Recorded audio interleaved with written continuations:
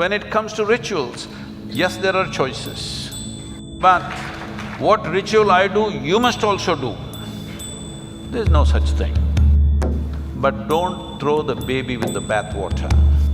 We must be able to see what is corruption in this.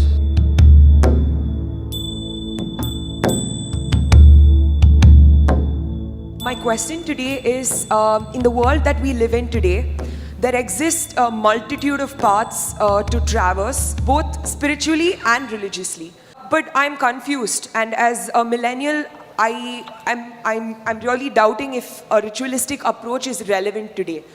Well, you may be a millennial, but these choices you have only in this country, you better know that.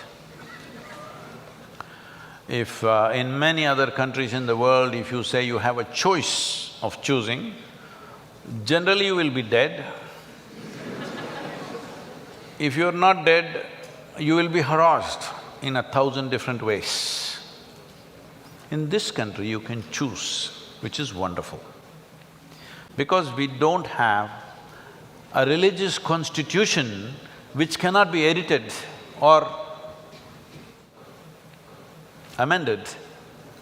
Here we have various books which can be amended, which can be debated, something can be done about it. Coming to ritual, how rituals came into existence is like this. Do you brush your teeth every day in the morning? I'm just asking. You do? Hey, don't do this, this means no. Yes. So, every day in the morning you brush your teeth. Some kind of a ritual, isn't it? In fact, people say morning rituals. They're not talking puja, they mean shit, shower and shave. I don't do, you don't do. So, anything that you do regularly, not necessarily by choice, but you decide to do it because you have decided, it's good for me, becomes a ritual in your life. This ritual of brushing your teeth came to you because your parents, maybe your mother, insisted. When you were like this, she insisted, you must brush your teeth. You say, no, I want to eat. You say, no, no brushing, no breakfast. Are you thankful to your mother, she insisted on your ritual? Yes or no? Are you? Not that time you were irritated, I want to eat, what's the problem, why should I brush every day? But now you're glad that she brought this ritual into your life. It works, isn't it? At least for everybody else around you it works. So, similarly, rituals came for variety of reasons.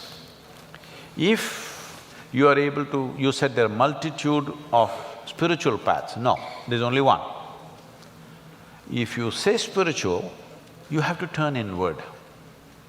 There are no many inwards, there's only one. Hello? There's only one inward. Well, you may go like this, you may go like this, you may go like this, but there's only one inward. So when it comes to a spiritual path, there's only one. You have to turn inward. When it comes to religion, maybe there are choices. When it comes to rituals, yes, there are choices. So when people were not competent, everybody was not competent to simply sit like this and become meditative, then they taught them simple processes. I must tell you this. Many years ago, some institute… these days I don't subject myself to such indignities because I can afford that. Many years ago, some institute who thinks they are scientific, they said, because I was obligated to them for something, and they said, we want to study the gamma waves in your brain. I didn't know I had gamma waves.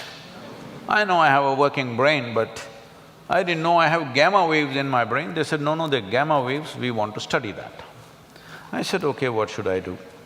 They said, you sit down here, and they put 14 electrodes into me, and they said, you meditate. I said, I don't know how to meditate. They said, well, you're teaching everybody meditation. I said, I teach people meditation because they cannot sit still. I have to teach them so many methods to make them still. If you want me to sit still, I will sit absolutely still, inside out.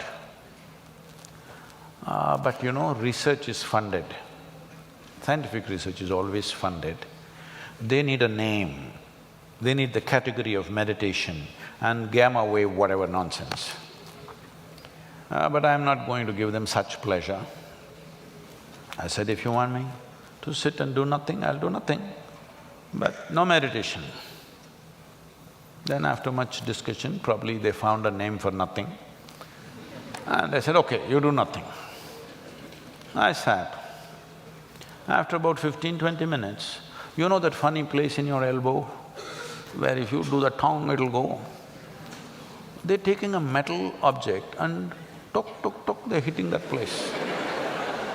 It's just leaving my palm numb. I thought, okay, it's part of their experiment and I simply sat there. Then they started doing my ankle, became very persistent and painful. Then I thought, why are they beating me up like this? What have I done wrong? When I opened my eyes, all of them are giving me a weird look. I said, why did I do something wrong? They said, according to our machines, you're dead. I said, this is a great diagnosis you're making.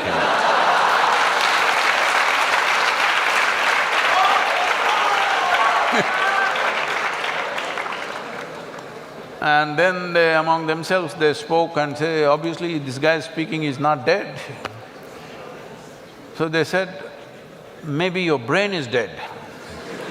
I said, please, I don't like this second opinion. If you give me a death certificate, I don't mind being dead like this.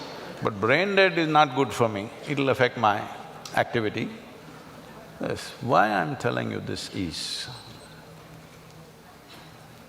if you could handle everything internally, no problem with you. That's the best way to do it. Simply, this is yoga. If you know how to handle this whole machine, all levels of this machine, your body, your thought, your emotion, your energy, your life energies, everything, you know how to handle from within, no ritual for you. Never in my whole life have I ever prayed, you know. But I'm prayerful to anything.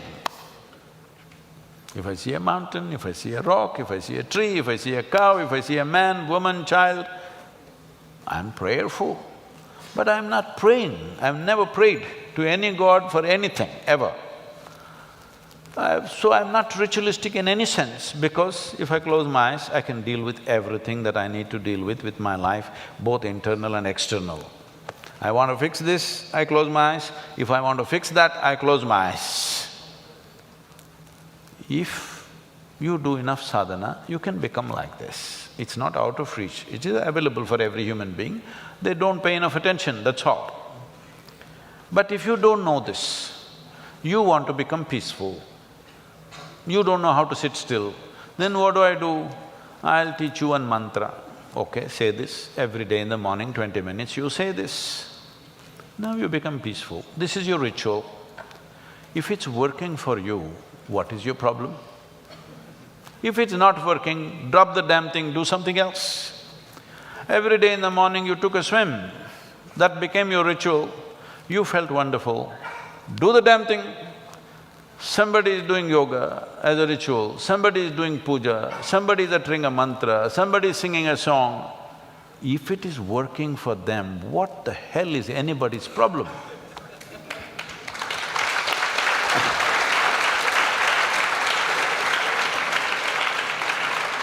But what ritual I do, you must also do. There's no such thing. Something is working for me, I'm doing it. It's not necessary you must do it. But if you ask me, suppose I'm somebody who's doing every day in the morning Om Namah Shivaya, Om Namah Shivaya, it's working for me. If you come and ask me, I'm feeling freaked, what should I do? Hey, try this Om Namah Shivaya, it's working for me. If you like it, you also do it or you do something else. You do dam, doom, das, puss. But the thing is, it must work for you, that's the important thing. So rituals were fantastic devices created with certain wisdom. Over a period of time, they might have become corrupt in practice. Over a period of time, they might have become tools for exploitation for certain people. But don't throw the baby with the bathwater. We must be able to see what is corruption in this, eliminate the corruption and use the technique. Don't throw away everything that the civilization has learnt in thousands of years of living and think you will reinvent the wheel tomorrow. Everybody will be queuing up at a psychiatrist, just know that. The number of people who are queuing up with mental illnesses today is simply because there is no what we used to call as achara vichara. There is no debate about what is this life, why am I like this, what is the nature of my existence, no achara, no vichara. And no achara, there is no anything. See, if your mothers or fathers did not insist that you must have the ritual of brushing your teeth, what an unpleasant place this hall would be right now. Because out of your freedom, some of you would or a whole lot of you would come here, decide, I will not brush, what is the problem? No, maybe no problem for you, everybody else suffers. If you open your mouth, if you stink, not necessarily because of not brushing, just because of your culture, the way you behave, the way you speak, the way you sit, the way you stand, if people around you suffer because of your behavior, which is happening everywhere, isn't it so? Especially for girls, isn't it so? If you get into a damn bus in the town, because all these things were taught as ritual, this is how you must approach. When we are growing up in our house, our sisters are there, you cannot even address them in singular. You always have to address them with a certain respect, even when they're little girls. We want to fight with them, we want to beat them, but no, you have to address the girls in a certain way. When you grow up with this kind of ritual, now you learn how to treat every woman on the street. Otherwise, look at the way people are behaving, most uncivilized. Uncivilized means what? The necessary rituals of culture are not there in those people, isn't it? So these can be various kind of rituals, social rituals, spiritual rituals, religious rituals, it doesn't matter. Is it working for you or not working for you? That should be the only question.